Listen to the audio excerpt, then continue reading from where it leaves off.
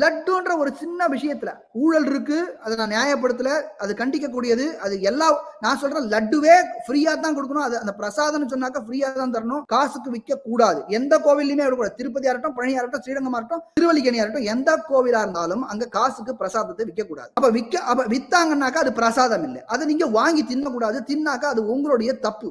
முட்டாள்கள் இருக்கிற வரையில மிளகா அரைக்கிறவங்க இருக்கத்தான் இருப்பாங்க. அதனால முதல்ல அது ஒண்ணு தப்பு. அப்புறம் ரெண்டாவது நெய்யில கலப்படம் என்னைக்குமே இருக்கு. நீங்க வீட்டுல கடையில போய் வாங்குற அத்தனை நெய்யும் கலப்பட நெய் தான். சுத்தமான நெய்யே கிடையாது. அந்த நெய் பாட்டில் எடுத்து பாத்தீங்கன்னாக்க அதுல இன்கிரீடியன்ஸ் போட்டுருக்கணுமா இருக்கணுமா சட்டப்படி. அதுல இன்கிரீடியன்ஸ்ல வந்து மில்க் ஃபேட்னு மட்டும் தான் போட்டிருக்கு. எவ்வளவு பெரிய பொய், எவ்வளவு பெரிய பொய் அது. இன்னைக்கும் நீங்க கடைக்கு போங்க. இப்ப சாயங்காலம் இதை முடிச்சுட்டு போங்க. கடையில போய் ஏதாவது ஒரு நெய் எடுத்து பாருங்க. அதுல இன்கிரீடியன்ஸ்ல மில்க் ஃபேட் தவிர என்ன போட்டுருக்குன்னு பாருங்க. எவ்வளவு பெரிய மோசடி நடக்கிறது. இப்போது புதிய அறிமுகம் ஆச்சி ஹோட்டல் சாம்பார் மற்றும் ஆச்சி இடிச்ச சாம்பார் 50 கிராம் ரூபாய் 20 மட்டுமே.